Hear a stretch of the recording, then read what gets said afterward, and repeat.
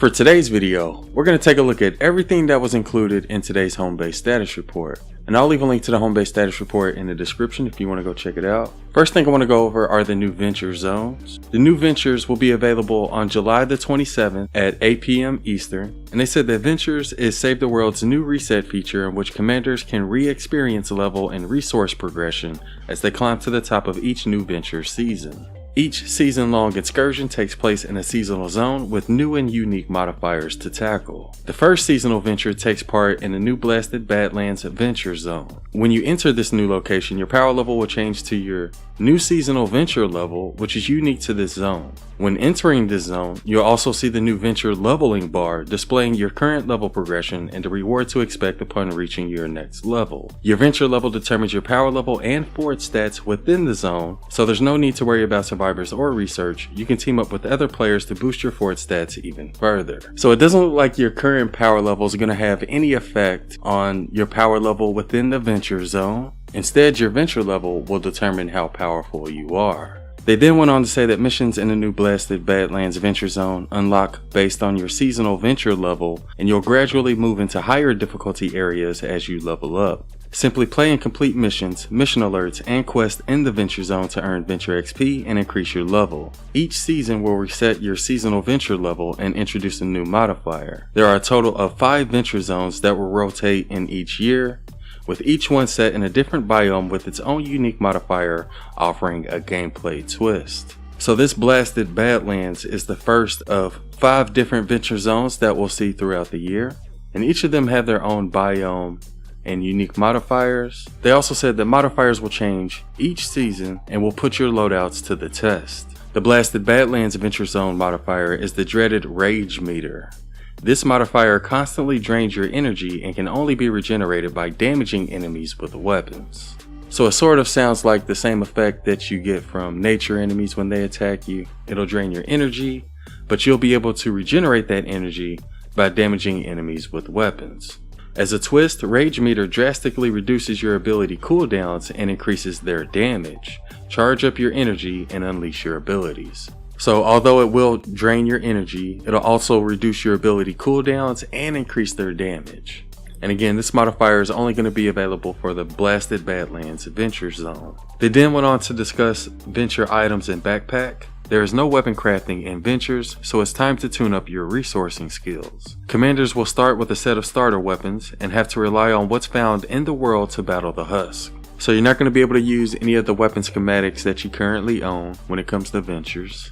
Aside from scavenging, there's a new way to collect weapons in Ventures. Clips made some major field repairs and fixed up the vending machines. Vending machines can be found throughout the world and offer multiple high rarity weapons that you can purchase for scavenged resources. So in order to get weapons in this new Venture Zone, you're going to have to look for vending machines that offer high rarity weapons, and you'll be able to purchase those high rarity weapons by using scavenged resources. So it looks like you're going to have to farm, then go to the vending machine, and then you'll be able to purchase some better weapons. If you find yourself low on durability, seek out the newly added repair benches. They'll be found in missions, and these can be used to repair your weapons by using some of your scavenged materials. Fear not, your traps can still be crafted provided you have the necessary materials. Down tier trap crafting is key here. So if you notice your weapons are about to break when you're in the Venture Zone, you're going to want to look for these repair benches. And when it comes to traps, you may have to craft your traps at lower tiers because of the lack of resources. Speaking of crafting, let's cover your inventory. Much like your power level, your backpack is separate from your main campaign backpack and will be reset each venture season. This means that if you find a vending machine, you won't be able to use the resources from your main campaign inventory to purchase a weapon. So you're not going to be able to use any of your crafting ingredients from your backpack. And the items aren't droppable in Ventures either, so you won't be able to trade. They then briefly went over Venture rewards. In addition to increasing your fort stats in the Venture Zone, the first 50 Venture levels will also grant rewards for your collection, including 3 new reward types. One of those is called Weapon Vouchers, and this is one of the main things I wanted to go over. They said research past event weapons from the collection book, but if you look at the description, it says this token can be redeemed for legendary or mythic event weapons in the collection book. So we could potentially get some new mythic weapons in the future that aren't expansion mythic weapons like the Storm King mythic weapons. Instead, they'll be tied to events, and I assume you'll be able to use these weapon vouchers to research them from the collection book. Another new reward you can get are gameplay reperks, and you'll be able to use these to change the gameplay perk on weapon schematics, and you can also earn superchargers, which level your main campaign schematics, heroes, and survivors from level 50 to level 60. So if we go ahead and look at our schematics, you'll see each of these are currently at level 50 out of 50. If I had to take a guess, I'd say we could probably increase our heroes and weapons to power level 154 once we increase it to level 60 by collecting these superchargers that'll be granted after you increase your adventure level. And you can continue leveling past 50 each season to unlock additional perk up, evolution materials, and more. So although level 50 is the highest level in Ventures, you can continue leveling past that to get extra rewards. There's also going to be a new quest line that's coming with this Venture Zone, and you'll have to search the newly discovered Blasted Badlands for a true hero. Train Dennis to become a warrior in the new Blasted Badlands Venture Zone to unlock Homebase's own Burger Boss. And his standard perk is called Burger Buff, and that'll give you an 8% chance to drop a burger whenever you get a kill, and burgers will grant you 53 base health and 5 energy for every 1 second for 3 seconds. And his commander perk gives you a 15% chance to drop a burger, and burgers will grant 85 base health and 8 energy every 1 second for 3 seconds. So this is going to be a good hero to use while you're in Venture Zones because he increases your stamina, which is going to be constantly drained from the Rage modifier. And again, you'll be able to earn him as a reward from the Venture Zones Imposter questline. And that Imposter questline is also going to be available on July the 27th at 8 p.m. Eastern. And that's all the information they provided in regards to the new Venture Zones. Anyways, there's also going to be some new heroes as well as some old heroes returning. One of the new heroes is Birthday Brigade Penny, and she's going to be available on July the 24th at 8 p.m. Eastern. So you'll be able to get her from the event store when it refreshes this Friday. And she is a reskin version of Riot Response Hazard, who's already in the game, meaning they have the same standard and commander perks, which reduces your Plasma Pulse cooldown. So she is a reskin. But yeah, here's what Birthday Brigade Penny looks like before you upgrade her. She also has a cake back bling. And I assume she's also going to get a hat as well.